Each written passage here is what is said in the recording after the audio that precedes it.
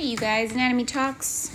We are heading to the back of the torso. So you've already seen we have another video for the front of the torso and we have another video for the hip.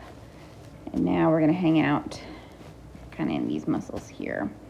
So when you just look at the back of the body, you see really three huge muscles that always jump out at me. So you've got the traps up here. You've got the big lats, latissimus dorsi, taking up most of the lower torso, really up into the mid-torso. And then you've got the glutes, taking up the meat of the back of the hips and lower pelvis. And those are big, flat muscles that just take up a lot of surface area. They have a lot to do.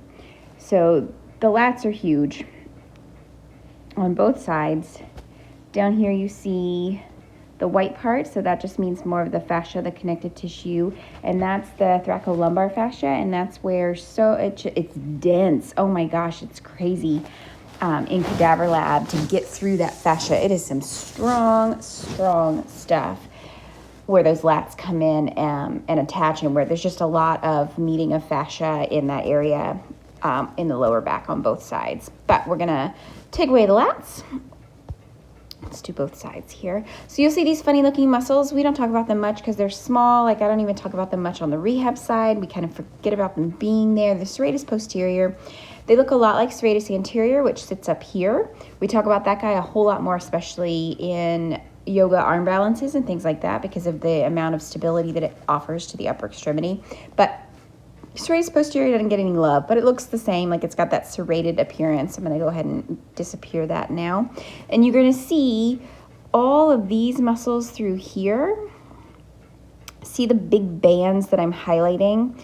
Those are the ones that we, for lack of for simplification, we've been calling them the paraspinals. And they all run all up and down the spine, and they help to extend. They give a little bit of rotation, they give a little bit of side bending, they do a little bit of this, a little bit of that, they just do a whole mess of things. They're on the posterior side of the body, so they do help to extend. They don't help flex because they can't because of where they are, but you can see where they lay just to the sides of the spine. I'm gonna go ahead and disappear the traps as well, because you can see that they run all the way up. If I can get it to highlight. They run through from the sacrum and coccyx all the way up into the base of the skull. Different muscle fibers, but they're running that whole length. So we're gonna get rid of those and go deeper to them. Multifidi is one of my favorite muscles. You see that's the one that's highlighted right now. Just because it does so much for function, especially for a happy back. People that have low back, we've done some looking into what happens, and you get less efficient multifidi basically, and that can predict that you'll have kind of those recurrent back pain issues that a lot of people will have. There's other things that cause it, but that's one of the things that can. Okay, getting rid of all of these. So now we've lost much of the meat at the back just with those muscles there. So what I'm going to do now is come around. We're going to get a little sneak at the front of the core because it wraps around. So you've got the external oblique. I'm going to hide that. We've got internal oblique, we're gonna hide that. We've got transversus abdominis, we're gonna hide that. We're going after the quadratus lumborum. QL, it runs from the bottom of the ribs to the pelvic crest. And you can see, as I pivot around, let's pull him over here.